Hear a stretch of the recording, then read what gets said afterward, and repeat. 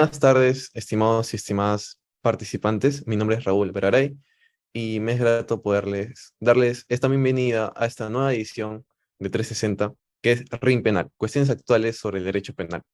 En esta contienda jurídico-penal, luego de la ponencia de Bernardo Fijo, nos acompañan Mirenzo Corcoy, Villasolo y Dino Carlos Caro Coria, dos notables finalistas quienes debatirán sobre la responsabilidad penal de las personas jurídicas.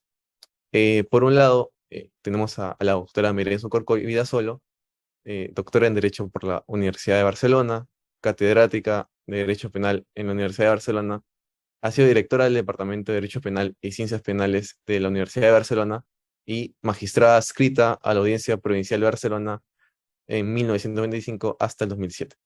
Por otro lado, tenemos al doctor Carlos Caro Coria, socio y fundador del estudio Caro y Asociados, abogado por la Pontificia Universidad Católica del Perú, doctor en Derecho Penal por la Universidad de Salamanca, profesor de Derecho Penal en la Facultad de Derecho de la Pontificia Universidad Católica y fundador y presidente de la Asociación Peruana de Compliance. Estamos muy agradecidos por su asistencia el día de hoy y esperamos tengan una grata estadía. Ahora pasaré a explicar la dinámica de este debate. El tema es la responsabilidad penal de las personas jurídicas. Y la estructura del debate es la siguiente. Eh, Estos tiempos que voy a dar son como máximo, no son determinantes, sino es para ponerle un límite y quizás no se extienda mucho y también para que haya interacción con el público. Entonces iría de la siguiente forma. Serían 12 minutos para que la doctora Miren sustente su postura, luego 12 minutos para que el doctor Caro sustente su postura, 8 minutos de réplica para la doctora Corgoy, 8 minutos para la dúplica del doctor Caro, y para finalizar serían 10 minutos para atender a las preguntas del público. Entonces, le daría el pase a la doctora Mirenzu para empezar con esta contienda. Muy bien, muchas gracias. Buenos días, buenas tardes. Bien, vamos a hablar de la persona jurídica. Es un tema que, bueno, ya no se puede hablar ni moderna debate, yo creo que ya se lleva mucho tiempo. Como es un ring, mi planteamiento evidentemente es que no me parece necesaria la responsabilidad penal de la persona jurídica, que crea más problemas que soluciona, pero el hecho es que la tenemos ahí y la seguiremos teniendo. Y no solo la seguiremos teniendo, sino que se irá ampliando su número, o sea, su ámbito de aplicación, es decir, cada vez se tendrá en cuenta para más delitos. En España ya tenemos como 20 delitos que hay responsabilidad penal de la persona jurídica, depende de cómo se cuente más, y esto pues irá en aumento, evidentemente. Dicho esto, otra de las cuestiones que a mí se me plantea es que siempre se ha defendido, por lo menos en España, la responsabilidad de la persona jurídica como una medida progresista. Una medida progresista hasta el punto que aquí la reforma del Código Penal fue abanderada por un fiscal, Pedro Crespo, que era un gran defensor de la responsabilidad de personas jurídicas como algo progresista que permitía castigar a la persona jurídica. Bien, yo creo que esto es más que discutible, su eficacia, luego si acaso volveré sobre ello. Solamente quería mencionar que en el Código Penal español desde siempre existe un artículo, el 129 del Código Penal, que sigue existiendo, que es de consecuencias accesorias, que permite imponer medidas, consecuencias accesorias, que pueden ser suspensión, intervención, bueno, medidas muy similares, por no decir idénticas, a las previstas para la responsabilidad penal de la persona jurídica. Solamente un dato. Esta responsabilidad penal de la persona jurídica ha sido potenciada por la COE. No sé hasta qué punto eso no da un indicio de si realmente esto es progresista o no.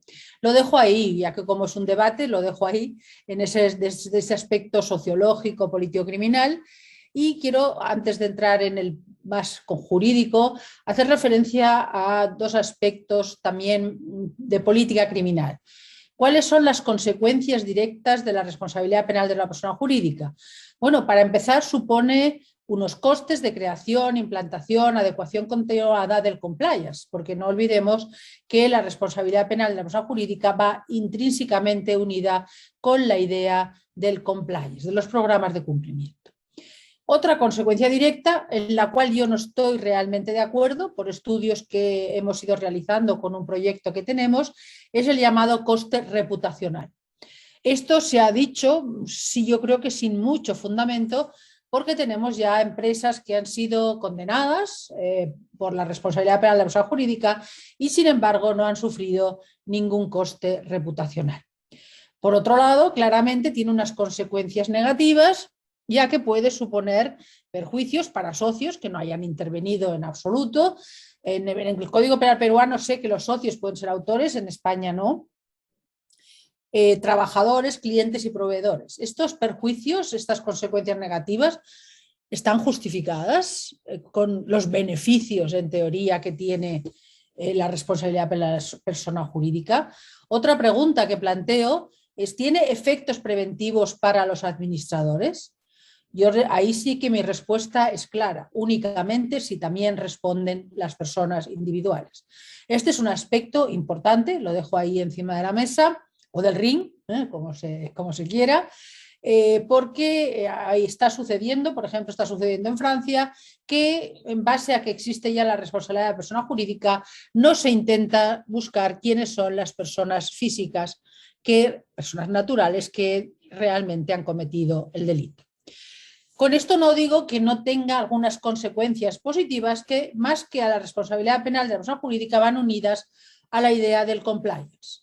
Y estas consecuencias es el cambio de los valores en la empresa, la idea de una ética empresarial como valor añadido a la empresa, una mayor transparencia, sobre todo en base al mapa de riesgos de un compliance, al canal de denuncias, etcétera, y en consecuencia una menor posibilidad de cometer delitos. Esto sería un poco ese planteamiento desde un punto de vista político-criminal. Desde un punto de vista jurídico-penal también se ha discutido mucho y yo ahí no es donde más me preocupa exactamente, aunque es un tema muy debatido. Yo no iría en la línea del profesor Luis Gracia, que desgraciadamente murió, que él era radicalmente contrario a la responsabilidad penal de la persona jurídica. Yo sinceramente lo que me planteo es hasta qué punto es necesaria, hasta qué punto es eficaz, sobre todo porque junto a los problemas que he planteado, también plantea problemas de cómo se justifica. Y ahí hay dos modelos que se ha dado una conferencia, el profesor Feijóo seguro que lo ha comentado, pero aunque sea por encima voy a hacer referencia, el modelo de la heteroresponsabilidad y el de la autorresponsabilidad. Es decir, si responde el individuo y la empresa como consecuencia de la respuesta del individuo o la empresa por sí mismas. Estos modelos de autorresponsabilidad lo que hacen es profundizan en el significado de la empresa como un ciudadano empresarial. Es decir, no quieren que sea algo excepcional, sino que igual que existe un ciudadano, persona natural, existe un ciudadano empresarial, persona jurídica. En esta línea, pues tenemos en España Gómez Jara o Maza Martín, que desgraciadamente murió, que defienden una idea de persona jurídica que tiene acción, tipicidad, culpabilidad. Creo que eso es insostenible. ¿Y por qué? Porque en realidad la responsabilidad penal de la persona jurídica proviene del mundo anglosajón. En el mundo anglosajón, ¿dónde se defiende? Se fundamenta en qué?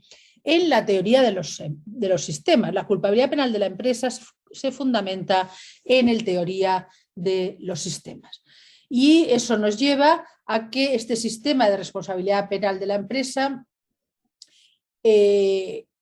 justifica el modelo de autorresponsabilidad por entender que el de heteroresponsabilidad por atribución implica que se infringe el principio de responsabilidad personal y que esto es un problema insuperable. En el lado opuesto, los que defienden el modelo de autorresponsabilidad de la empresa, ello implica cambiar un elemento estructural del sistema penal creando una nueva categoría de ciudadanos. Esto es un salto cualitativo, pero a mí tampoco es lo que más me preocupa. A mí la cuestión que me preocupa esencialmente de este modelo de autorresponsabilidad es que aquí lo que se hace responder es por ese llamado defecto de organización. Y ese defecto de organización, ¿cuál es el problema que tiene? El problema que tiene es que es una responsabilidad objetiva, entre otros muchos. Es decir, defecto de organización estaría justificado una responsabilidad civil, pero no una responsabilidad penal si no se diesen algunos factores más. Aquí voy a leer, ahora sí que voy a leer un trozo de una sentencia del año 2015, cuando... No, perdón, es una sentencia, perdón, que voy a citarla exactamente, no, ahora no encuentro de la sentencia 221 de 2016, del ponente es Marchena, que es uno de los ponentes más potentes hoy en día en nuestra sala, que creo que yo iría en la línea de lo que él dice, por eso la cito. Dice, la concurrencia de un delito corporativo por un defecto estructural en los mecanismos de prevención exigibles a toda persona jurídica de forma mucho más precisa a partir de la reforma de 2015. Y continúa, la sala no puede identificarse con independencia del criterio que en el plano normativo se suscriba respecto del carácter vicarial o de responsabilidad por el hecho propio de la persona jurídica, con la tesis de que, una vez acreditado el hecho de conexión, es decir, el particular delito cometido por la persona física, existiría una presunción iuris tantum de que ha existido un defecto organizativo. Como vemos, aquí en esta sentencia claramente nos hace referencia a la idea de presunción. Es cierto que habla de presunción iuris tantum. ¿Por qué habla de presunción iuris tantum? Porque existe la posibilidad de que con el compliance se eximiera de responsabilidad a la persona jurídica. Pero de punto de partida, si la persona física ha cometido un delito, la persona jurídica respondería. En un sentido, en cierta medida similar, la circular de la Fiscalía 1-2016 entiende que el compliance se acerca más a una excusa absolutoria y que lo que permite es atenuar o eximir de responsabilidad penal cuando ese compliance ha sido efectivamente desarrollado, correctamente implementado y adecuado continuamente. Bien, en este punto, ¿qué nos encontramos? Y ahora no voy a la teoría, voy a la práctica. En Italia, que el modelo italiano es muy parecido al español y mucho al italiano, al peruano, porque igual que sucede en Perú, la ley italiana establece que es responsabilidad administrativa, pues en estos modelos, repito, daría igual, porque en Italia se ha entendido que aunque ponga responsabilidad administrativa, debe entenderse como penal, y yo creo que en Perú se va en la misma línea. No tengo tanta seguridad, en Italia claramente. En todo caso, lo que esto significa es que, en definitiva, la persona jurídica va a ser condenada en un proceso penal. ¿Y qué sucede? En la práctica nos encontramos que tanto en Italia como en España, con excepciones absolutas, en Italia una vez y en un caso muy atípico, en España también en una ocasión y también con un caso muy extraño, el compliance no ha eximido de responsabilidad, únicamente en algunos casos ha atenuado de responsabilidad. Es decir, que aunque el Tribunal Supremo habla de iuris tantum, en la práctica casi tenemos un iuris de iure, es decir, si se ha podido cometer un delito es porque había un defecto de organización. Es una argumentación de lógica y por tanto eso es lo que está sucediendo en la práctica. Para terminar, no sé si me he pasado del tiempo o no, pero quería terminar con un punto, que es que una vez tenemos que aceptar que existe la responsabilidad penal de la persona jurídica, que se dilucida en un proceso penal, lo que es muy importante que respecto de la persona jurídica se respeten todas las garantías del acusado. Es decir, el derecho de defensa, el principio acusatorio, etc. Por lo tanto, para mí, hoy en día casi el punto que más me interesa es el aspecto procesal de cómo se persigue a la persona jurídica y el otro aspecto que es en qué medida podemos conseguir que realmente un compliance pueda eximir de responsabilidad penal. Muchas gracias. Ok, doctora, muchas gracias. También ha estado dentro del tiempo, no se preocupe.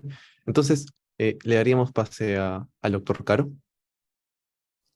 Bien, muchísimas gracias por la invitación a los colegas y amigos de JUS 360 y desde luego también a la profesora Mireille Chucorcoy, a quien admiro y respeto no de ahora, sino de hace muchísimos años. Yo me he formado en Derecho Penal leyendo especialmente su trabajo sobre los delitos culposos, ¿no? Publicado en los años 80, todo, digamos, es para mí un gran trabajo dogmático de los más importantes en materia de culpa y desde luego he seguido de cerca sus trabajos durante todos estos años, de modo que para mí es un honor poder intercambiar ideas y opiniones en esta ocasión.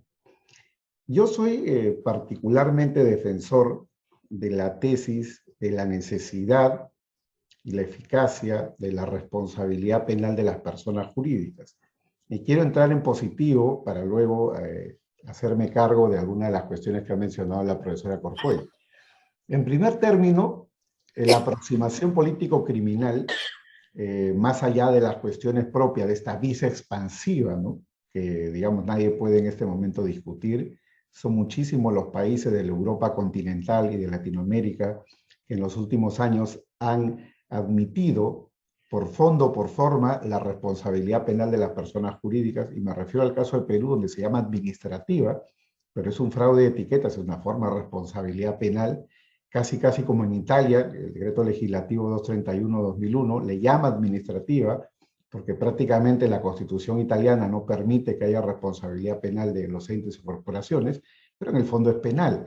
Y es la misma discusión que se tiene en este momento en Alemania en torno, digamos, a la reforma que debe de existir para superar, digamos, los atrasos que ya trae consigo la ley de contravenciones, no la Ordnungswidrigkeiten, y que ve en la línea de incorporar mayores sanciones para la persona jurídica con la discusión dogmática de si es penal o administrativo. Pero formas aparte,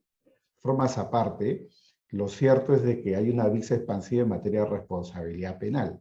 Y desde luego eso pone la dogmática por detrás de la legislación y nos obliga en cierto modo a no taparnos los ojos y mirar en cierto modo hacia adelante, pero tomando en cuenta desde luego lo que ha dicho la profesora Corcoy, y en eso coincido plenamente, la necesidad de garantizar, ¿no?, los valores y los principios constitucionales, y en especial el que siempre se pone en tela de juicio por ese principio de culpabilidad.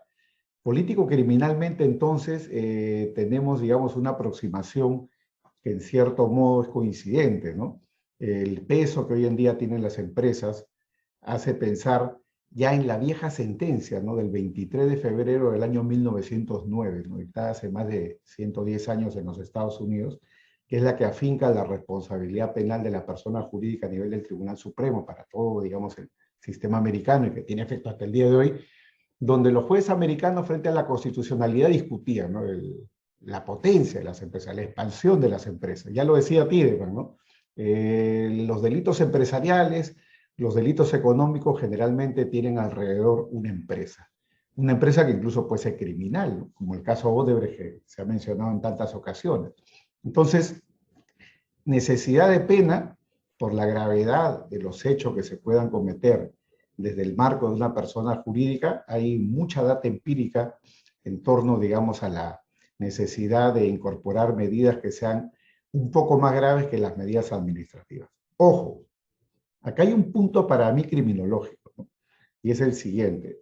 Si tú tienes un sistema de responsabilidad administrativa que te funciona bien, pues puedes no necesitar el derecho penal, y eso es lo que pasa en Alemania. No sé si es lo que pasa en Colombia, donde pese a que Colombia es parte de la OCDE, en el 2016 implementó solo una norma de responsabilidad administrativa para los casos de cohecho transnacional y no una penal, pero hay propuestas en este momento en esa dirección, es decir, de echar mano ya al derecho penal. Pero claro, puedes tener un sistema administrativo muy eficiente, como tal vez sea el alemán, mal podría hacer una valoración de lo que pasa en Alemania, pero donde dogmáticamente, podríamos decir ahí, hay un refugio, ¿no?, frente a lo que es la responsabilidad penal de la persona jurídica. La Ordnungswidrigkeiten en apariencia ha venido funcionando bien, pese a toda esta discusión actual en torno a los cambios que se vienen proponiendo desde junio de 2020. Entra la cuestión dogmática, ¿no? Desde el punto de vista dogmático, desde luego, este versus, ¿no?, heteroresponsabilidad versus autorresponsabilidad, yo creo que tiene sus puntos medios, ¿no? Yo coincido con el planteamiento que hacía ya hace algunos años, interpretando la ley chilena, el colega y amigo de Héctor Hernández Basualto, donde él ponía de relieve que en verdad, por lo menos en el plano legislativo, más allá de cómo interpreta el dogmático, el sistema italiano y en consecuencia el español, que también tiene el modelo del eximente del artículo 5 de la norma italiana, en el caso de España en el 31 bis, o en el caso de Perú en el 16, luego tenemos el caso de Chile, el caso de Argentina, donde se contempla el eximente por tener un modelo de compliance. Todos estos modelos en verdad son modelos intermedios, no son modelos ni de autorresponsabilidad ni de heteroresponsabilidad.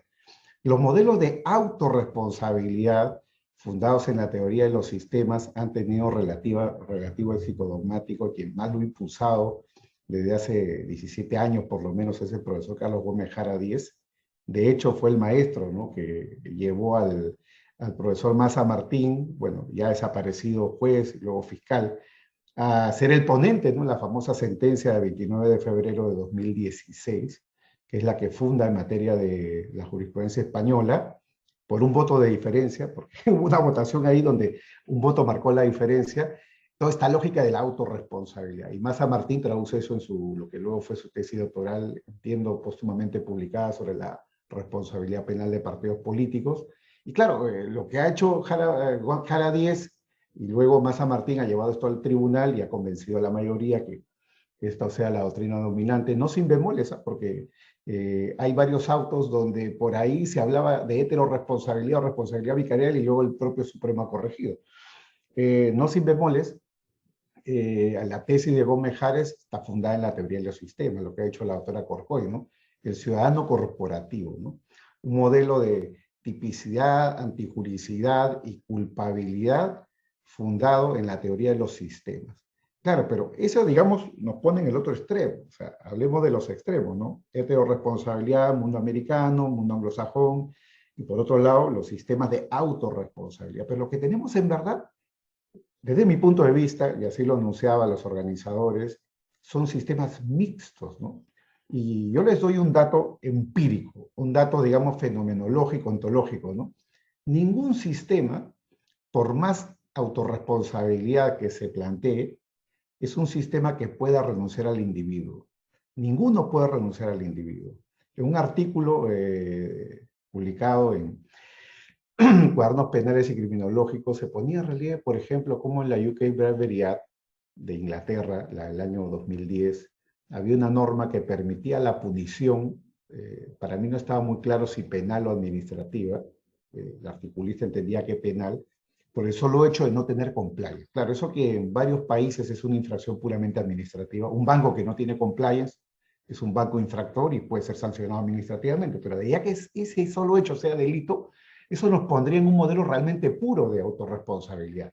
Claro, a la empresa se le sanciona por el solo hecho de no tener compliance, o a la empresa se le sanciona como en el modelo del homicidio corporativo inglés, que fue incorporado en los años 2000 en la regulación de Inglaterra, de Gran Bretaña. Serían casos en verdad de input-output, por lo tanto responde directamente y por todo lo que hizo dejó de hacer la corporación. Pero no es el caso de lo que tenemos en el modelo español, el italiano o el peruano, para ya no ir más lejos, ¿no? Lo que tenemos son normas que prácticamente plantean tres cosas, ¿no? Uno, hecho del individuo, que es una herencia de la heteroresponsabilidad. Dos, plantean el beneficio, bueno, gran discusión sobre si el beneficio es potencial o real, que es también herencia del modelo heteroresponsabilidad. Está en la sentencia mencionada del 23 de febrero de 2009, del caso de la New York Central Railroad. Y por otro lado, estamos acá hablando del no compliance.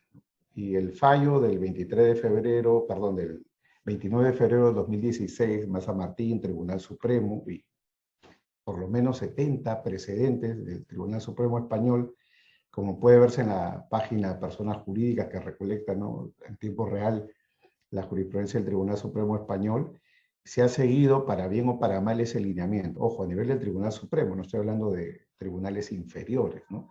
Entonces, hay una orientación en esa línea que se le quiere llamar autorresponsabilidad, que pero para mí no la es, ¿no? Porque el elemento el elemento vinculado al individuo, delito del individuo, podemos llamarle hecho de conexión, podemos llamarle hecho generador, lo que quieran, pero estamos hablando de delitos del individuo. No es posible en consecuencia pensar en un sistema penal de atribución de responsabilidad sin la intervención de sus órganos, ¿no? Y hay ahí la discusión que ya ha planteado la profesora Corcoy, con la cual coincido, cuál es el límite hacia abajo, ¿no? Podemos incorporar también a los socios y a cualquier trabajador que no tiene capacidad representativa, porque un socio, específicamente hablando, en principio no tiene ninguna participación en la administración, salvo en las juntas generales para nombrar a los órganos de administración.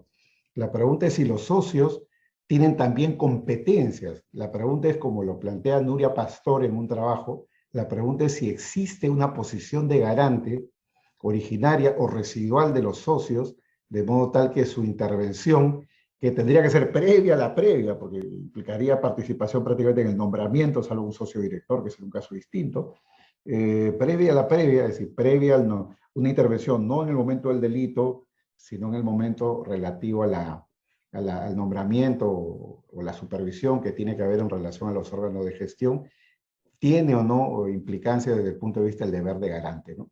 Bueno, eso es toda una discusión abierta, como la que existe en torno a los mandos medios, ¿no? ¿Qué pasa con los mandos medios, ¿no? Los que no tienen poder de representación, pero pertenecen a una cadena, digamos, de atribución. Entonces, yo creo que hay dogmática para responder a esto. Y quiero terminar, no sé si me quedan 2 o 3 minutos para comentar algunas cosas que ha señalado la profesora Corcoy, que para mí me parecen de la mayor trascendencia, ¿no? Primero, ¿cómo tutelar el principio de culpabilidad en este nivel? Y no solo la culpabilidad entendida como responsabilidad por el hecho propio, lo cual en cierto modo se podría atender con esta implicancia del no compliance. No tienes medidas de prevención, no tienes medidas de compliance, no tienes, digamos, es como una casa, ¿no? Que no tiene ofendículas, que no tiene cámara de seguridad, que no tiene cerco eléctrico, que no tiene alarmas. Claro, el ladrón roba más fácil en la casa que no tiene todo eso. En la casa que tiene todo eso le pones dificultades. Si el compliance, que no es riesgo cero, implica por lo menos reducción de los riesgos, ese compliance forma parte, digamos, de la competencia de la organización. Por ese lado puedes, en cierto modo, superar con un modelo híbrido mixto la crítica en torno al principio de culpabilidad, y más aún, como señala Lascurain, ¿no? Como señala Lascurain, más aún si es que de por medio no estamos hablando de consecuencias gravísimas. Lo más grave del derecho penal es la pena privativa de la libertad. Acá eso no está en juego porque nadie va a encerrar a los socios. De lo que se trata es de sancionar a la persona jurídica, ¿no? Entonces, si le podemos llamar eso derecho penal de tercera velocidad, segunda velocidad, estamos muy acostumbrados a lo de las velocidades a partir de los trabajos del profesor Silva sobre el espacio del derecho penal, pero ahí podemos discutir sobre el tema de, para decirlo en términos más simples, ¿no? Un tema de ponderación, ¿no? Ponderación. ¿Es el principio de culpabilidad un principio que merezca ponderación? Si estamos hablando de eso, entonces las penas y las sanciones que no son las propias del derecho penal, que no son las vinculadas al dolor, como diría Foucault, entonces podríamos admitir tal vez una cierta relajación del principio de culpabilidad, como lo hemos admitido con la ley penal en blanco, o como respecto a la lesividad lo hemos admitido con los delitos de peligro abstracto o abstracto concreto, etc. Y finalmente, ¿no? Lo último, y yo destaco mucho en lo que ha dicho la profesora Corcoy, y creo que es plausible, la parte subjetiva, ¿no? Ya no hablemos de la culpabilidad en el sentido de responsabilidad por el hecho propio, sino culpabilidad en el sentido de exigencia de dolo culpa cuando menos. Y yo creo que ahí tenemos un problema. Pero ahí tenemos un problema para trabajar dogmáticamente, porque de hecho no hay muchas investigaciones en esta orientación. Y muy recientemente, colega peruano Percy García Cavero hizo una estancia en Alemania y ha publicado en la revista Indred número 2 del año 2022, hace poco, un planteamiento, que yo creo que es un punto de partida, y pueden haber otros, desde luego. Él parte, digamos, de los planteamientos de Kaufman sobre la necesidad de homologar o hacer una suerte de razonamiento analógico entre lo que es la persona natural y la persona jurídica, y de esa perspectiva él entiende, y yo comparto su posición en ese punto, y su posición no es necesariamente autorresponsabilidad, porque también lo acepta para los planteamientos mixtos, en el cual el flujo de la información dentro de la organización debería de convertirse en el fundamento para la atribución de dolo o culpa a la persona jurídica. No más por ahora, muchas gracias y reitero que para mí es un honor este intercambio académico con la profesora Corcoy. Gracias. Bien, bueno, pues supongo que tengo que hacer una respuesta, ¿no?, a lo que ha dicho el doctor Caro, que bueno, muchas cosas estaríamos de acuerdo, estamos absolutamente de acuerdo, la visa expansiva a la que he hecho referencia.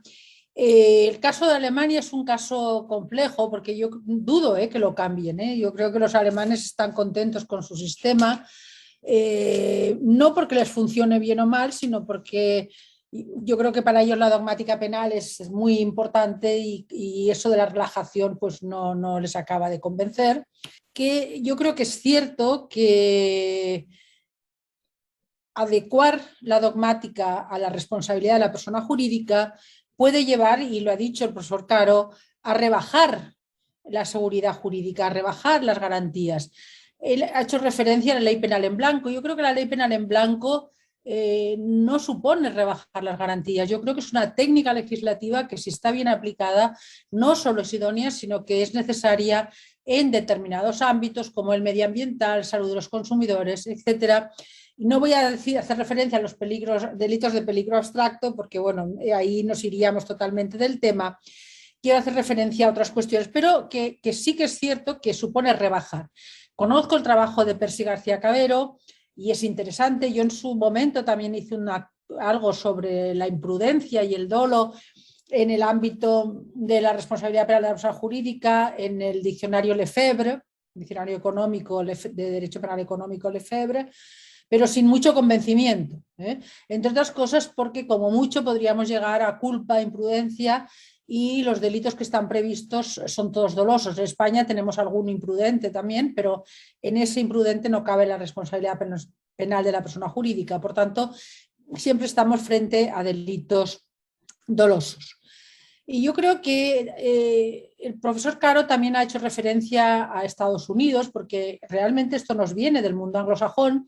Y yo creo que ahí tenemos que tener en cuenta una cuestión importante que muchas veces olvidamos. Hoy en día se está tomando muy en consideración el derecho anglosajón y yo creo que eso es bueno, no estoy en absoluto en contra, pero tenemos que tener en cuenta que son sistemas muy diferentes y lo que no se puede hacer es trasladar lo que hay en un lugar a otro.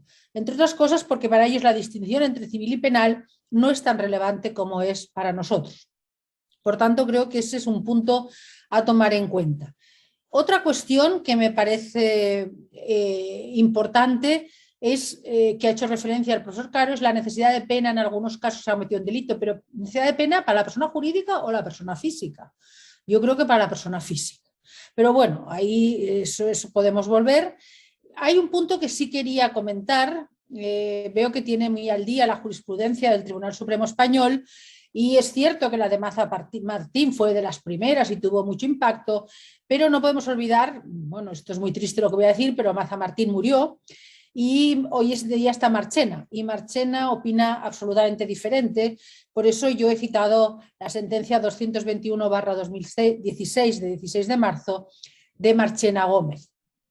¿Por qué? Porque es el que está, vamos a decir, implantando la jurisprudencia del Tribunal Supremo en este ámbito, aunque desde luego hay matices y hay diferencias y no se ponen de acuerdo, hasta el punto que la circular de la Fiscalía, a la que también he hecho referencia, de 2015, tardó casi 1 año y medio en salir porque pretendía poner de acuerdo a los distintos magistrados del Supremo en su circular y realmente casi les era imposible. Yo creo que esto, bueno, yo creo que tenemos que también acudir al Código Penal y en eso tiene razón el profesor Caro, no solamente porque crea que es lo mejor un sistema mixto, sino que tal como tenemos nosotros actualmente tras la última reforma del Código Penal, yo creo que es un sistema mixto porque tenemos un apartado A del 31 bis en el cual se castiga a la persona jurídica cuando el delito se ha cometido por administradores o personas que tengan el deber de vigilancia y control. Estoy simplificando, no estoy leyendo el artículo, que sería, entre otros, el compliance, y un segundo apartado que es el apartado B, en el cual se hace referencia a cuando los subordinados han cometido un delito por no haber vigilado a las personas del párrafo anterior, es decir, de la administradores o personas que tengan el deber de vigilancia y control, no han vigilado, no han controlado que no pudieran cometerlo.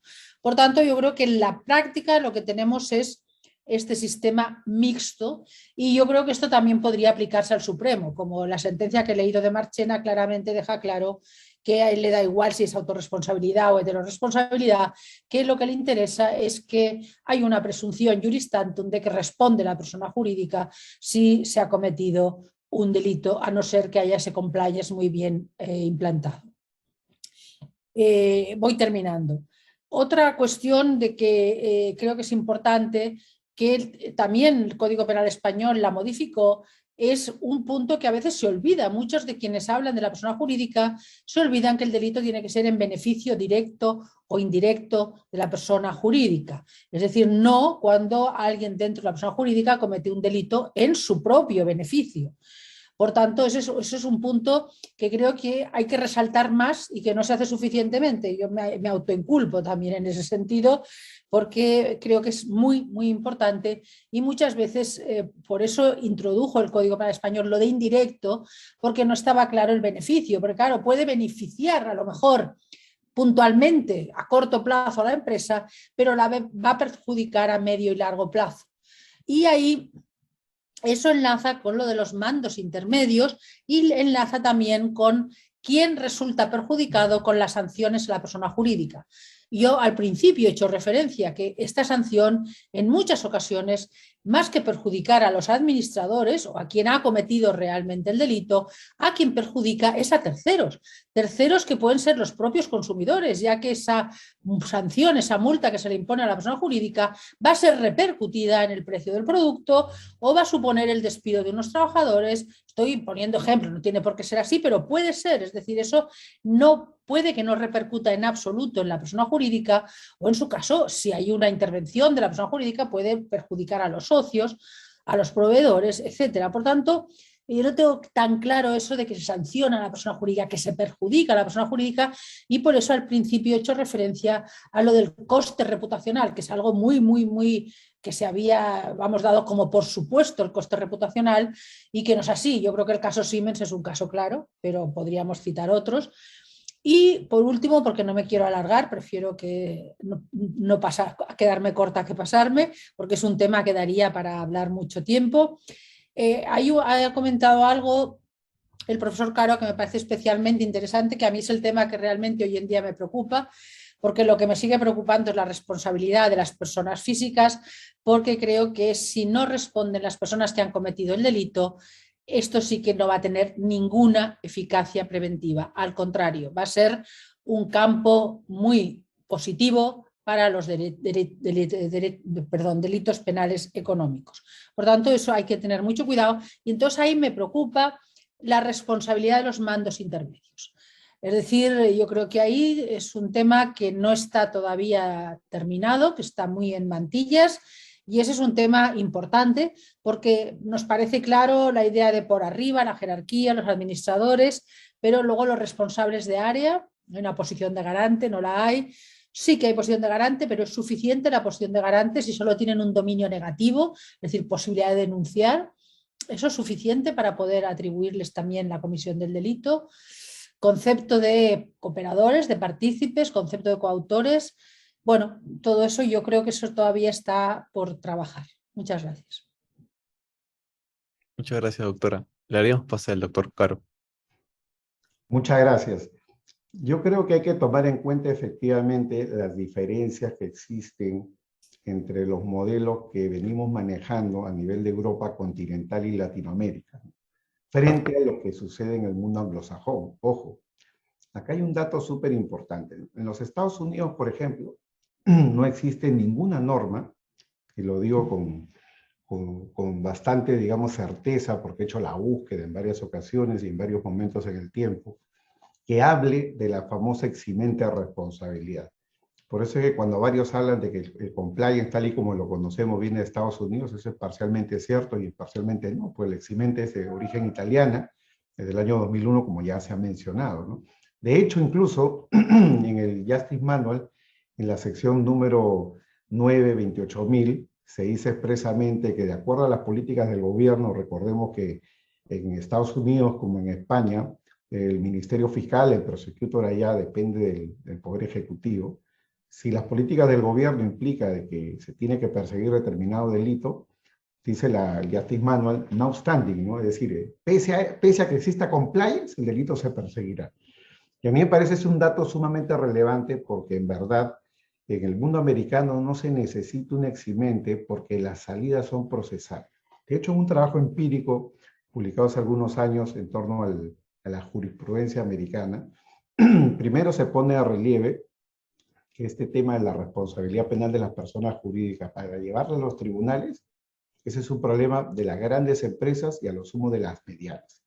El caso de Arthur Andersen lo revela, ¿no? Es un caso que llegó hasta el final, llegó incluso hasta una condena que luego fue anulada, pero, digamos, había una persona jurídica que tenía la capacidad de defenderse, porque la posibilidad de defenderse es muy cara en los Estados Unidos.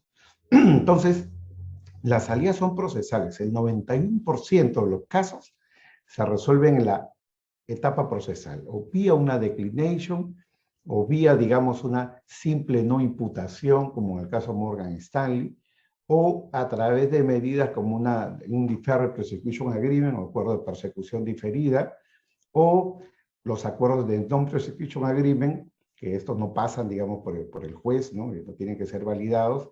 Todos se resuelven en ese nivel. Son reglas que no tenemos en nuestro sistema. Entonces, hablando ya de Latam, no necesariamente de Europa, acá en Latam ha habido toda una campaña en los últimos 30 años, diría yo, en pro de lo que es la litigación oral, el acusatorio, y yo creo que eso es algo que necesitaríamos de la mano con un sistema de responsabilidad penal de personas jurídicas. Los jueces y los fiscales, así como antes siempre pensaban en el inquisitivo y ahora piensan más en la oralidad, la contradicción y el acusatorio, necesitan un cambio de chip, ¿no? Esto no va a caminar mientras los jueces y los fiscales sigan imputando individuos y no las personas jurídicas. Y con ello me hago cargo de algo que mencionó la profesora Corcoy. A mí me parece esencial que quede claro que un sistema de responsabilidad penal a la persona jurídica no es un sistema de no persecución al individuo, al contrario, ¿no?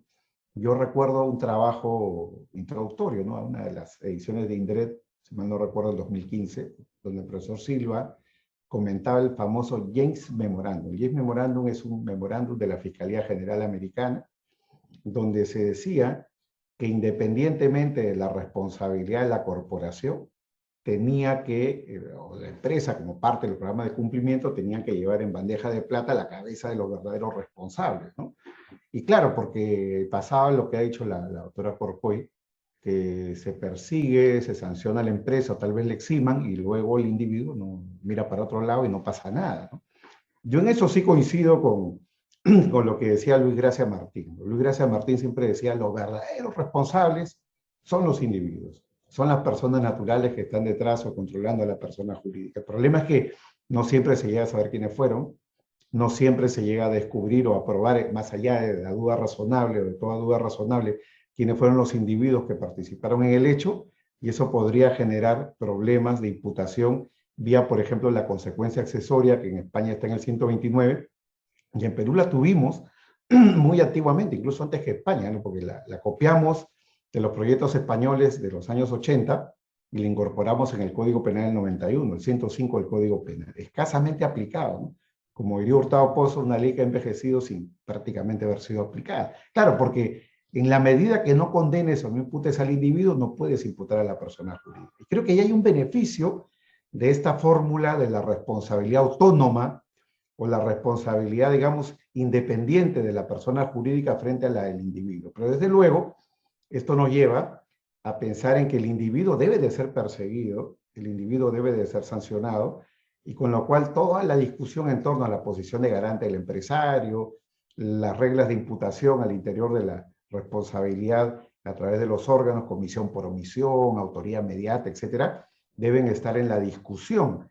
Tanto así que el profesor Silva decía algo con lo cual no necesariamente estoy de acuerdo, porque la lectura del James Memorandum era de que los Estados Unidos era una vuelta, ¿no?, al sistema de responsabilidad penal individual.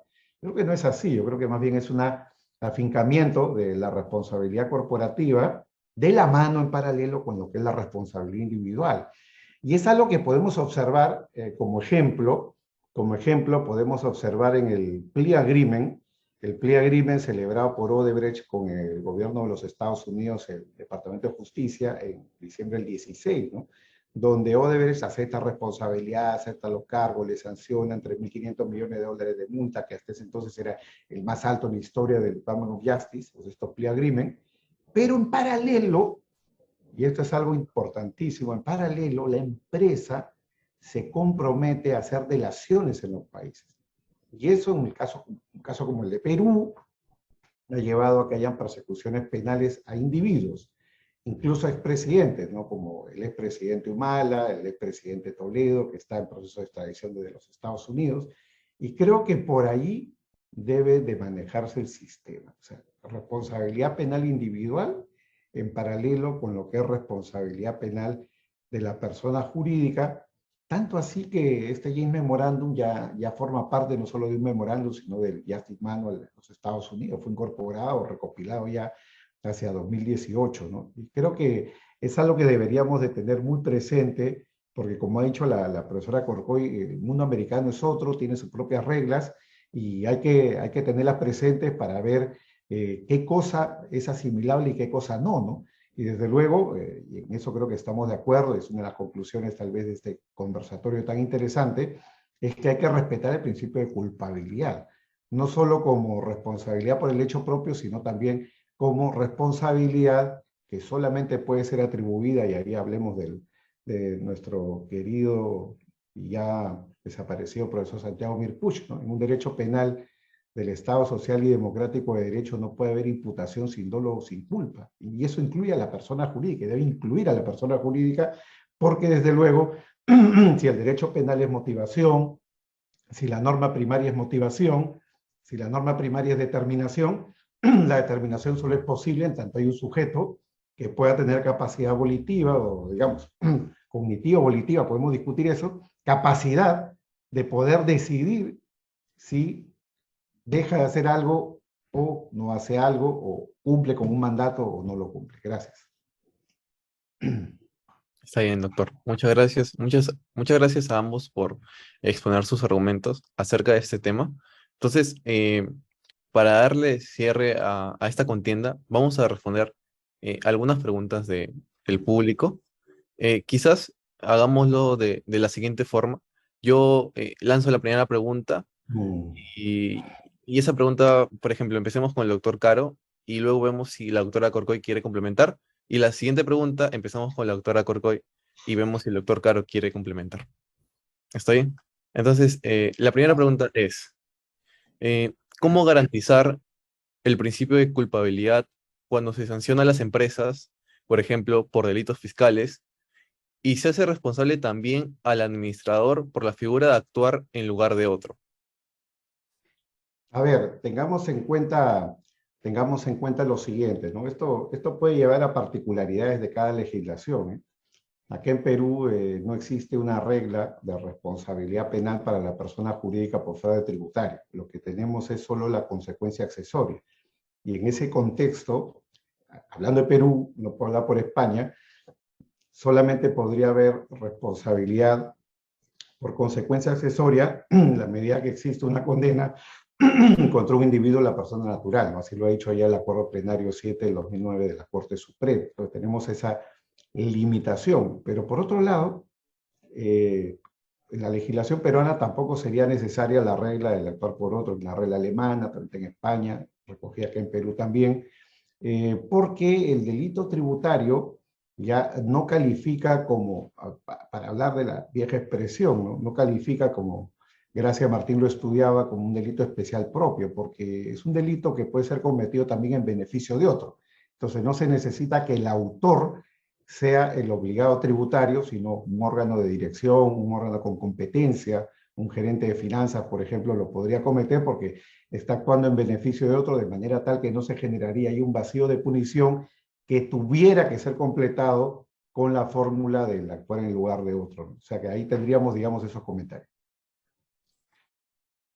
Ok, doctor. Muchas gracias. No sé si la doctora Corcoy quiera complementar. Bueno, no, solo que en España sí que existe o sea, el delito fiscal es un delito especial propio, ya que lo que dice es que responde el obligado tributario de los delitos, perdón, de los impuestos que corresponden a la empresa, es la persona jurídica, y aquí también además hay responsabilidad penal de la persona jurídica, y aquí se ha planteado otro de los debates, que no solamente es en este caso, sino en todos los demás, sino es una forma también de non bis in idem, es decir, que estamos castigando por un mismo hecho dos veces. No solamente en este caso del delito fiscal, sino en general, cuando castigamos a la persona individual y a la persona jurídica, le estamos castigando por un mismo hecho dos veces y entendemos que ambos es una responsabilidad penal en sentido estricto.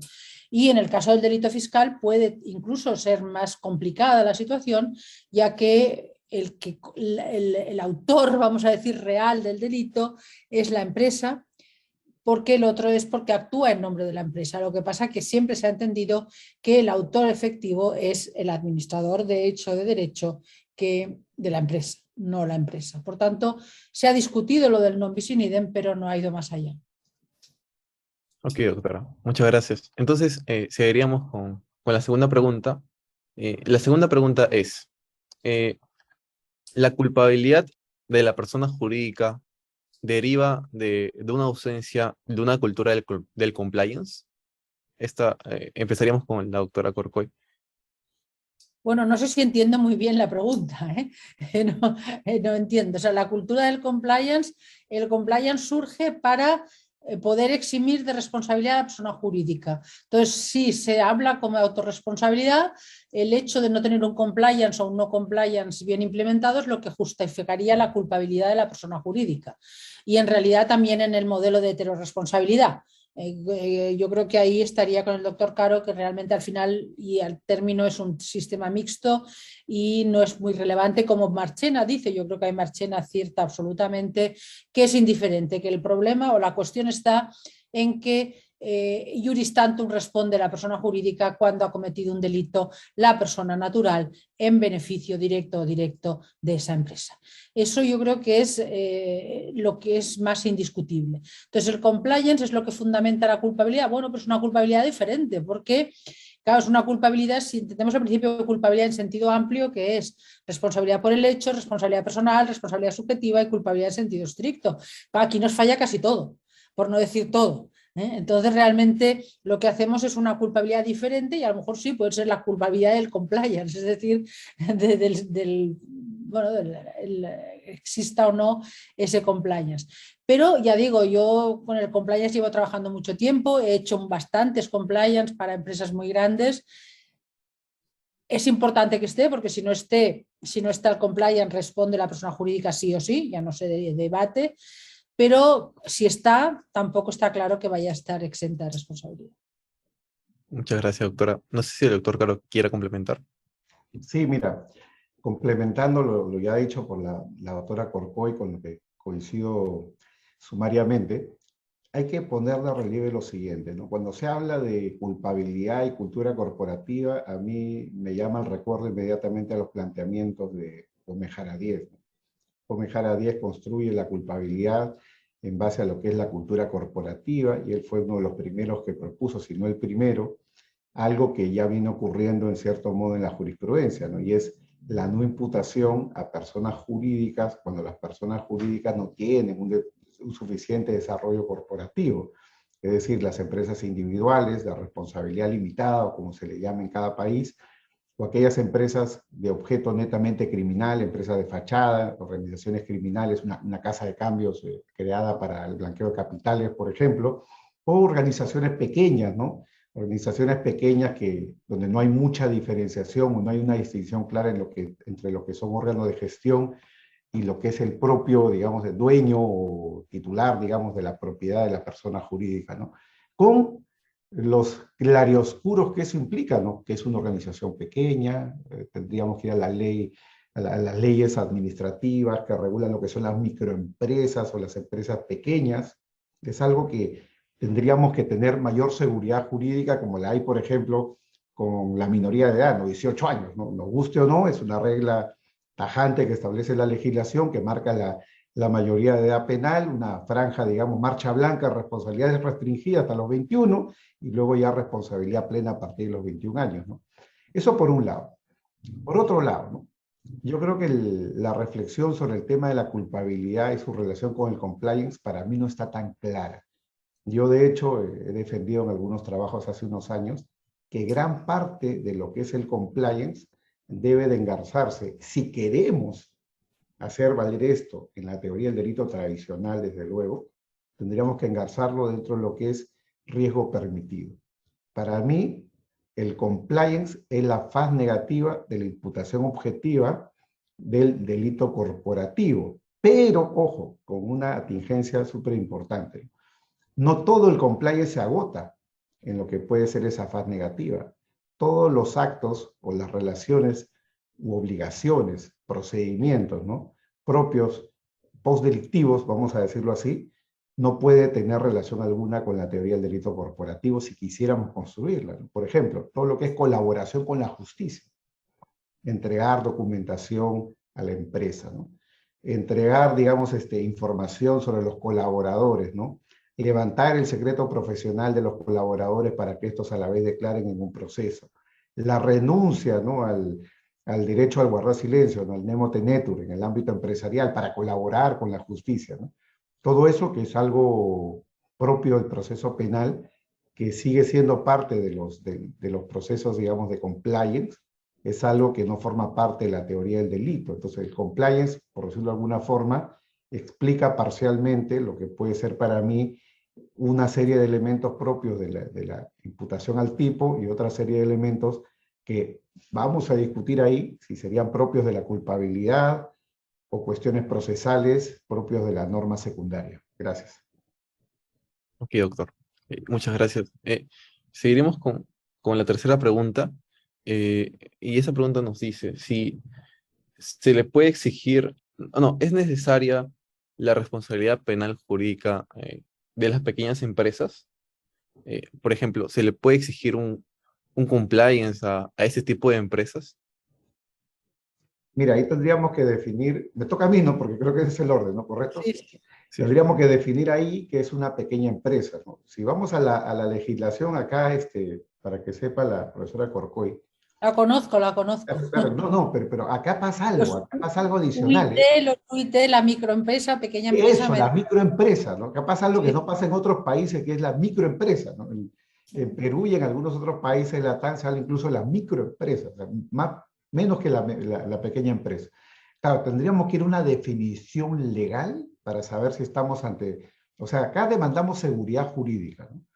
Pero por otro lado, ¿ya? Ese sería, digamos, un problema, digamos, de tener claro qué es lo permitido, qué es lo prohibido, cuál es el marco regulatorio. Pero creo que el tema de fondo, ¿no?, y lo ha hecho la profesora Corcoy en su intervención, ¿no?, hablando de los costos de la responsabilidad penal de la persona jurídica. Este incentivo, este gran incentivo que implica la exención o reducción de responsabilidad por tener compliance. Eso cuesta dinero, ¿eh? En España, un programa de compliance muy barato te puede costar 5.000 euros. Y uno muy caro o intermedio, estamos hablando de 50.000 euros para arriba. Y en Perú, por ejemplo, estamos hablando de algo parecido, ¿no? Empresas, microempresas o pequeñas empresas que tienen que lidiar con costos laborales, costos regulatorios, costos tributarios. ¿Cuán efectivo es esto, no? Tal vez les competa o les sea más eficiente ser reactivos a hacer digamos, hacer una pequeña inversión en lo que es prevención, porque ojo, una cosa es el precio de implementarlo y otra cosa es el precio de mantenerlo a lo largo del tiempo, ¿no? Y además tendríamos ahí una serie de contradicciones, porque de pronto el órgano de gestión principal, un gerente, un representante, tendría que ser a la vez el compliance officer, ¿no? Y tendría que controlarse a sí mismo, ¿no? Entonces, no es algo que para mí tenga mucho sentido, ni desde el punto de vista teórico, ni desde el punto de vista práctico. Razón por la cual creo yo que una tarea pendiente es generar seguridad jurídica y marcar una franja para saber qué empresas o qué personas jurídicas podrían recaer dentro de lo que es el ámbito de responsabilidad, lo que implicaría pues excluir desde luego a lo que podríamos denominar empresas pequeñas, microempresas, marcando esto con seguridad jurídica. Gracias. Bueno, A ver, yo creo que una cierta seguridad jurídica hay, ¿no? Porque si no recuerdo mal, en Perú están dependiendo del impuesto tributario, ¿no? Si es más de no sé qué. En España hay dos criterios. Uno es los beneficios, tres criterios: los beneficios, lo que se paga de impuestos y el número de trabajadores. Con esos tres criterios se juega para, aquí claro, la idea de esta diferenciación es para ver si el compliance puede ser también el administrador, como ha dicho el doctor Caro. O sea, y es cierto, y eso es uno de los temas que yo he planteado muchas veces cuando hablamos de si es progresista o no, que esto para microempresa, por supuesto, pero para la pequeña, incluso mediana empresa, el coste de un compliance es muy relevante, o sea, le puede afectar enormemente, mientras que para una gran empresa es una gota en un vaso de agua. Por tanto, aquí estamos creando más desigualdad. Pero luego hay un punto, además, el profesor Caro ha dicho, sí, puede haber un compliance por 5.000 euros. Los hay en Internet. Eso directamente la Fiscalía, que eso es un make-up compliance y no sirve para nada. O sea, eso es como tener un papel mojado. Por tanto, aquí incluso hay una propuesta ahora, no sé si llegará a ser o no finalmente aprobada, de que el compliance, que además, como muy bien ha dicho el profesor Caro, hay que ir adecuándolo progresivamente, implementándolo progresivamente. O sea, es decir, no es hacer un compliance y ahí se queda, sino que hay que ir modificando conforme a los cambios que se vayan produciendo.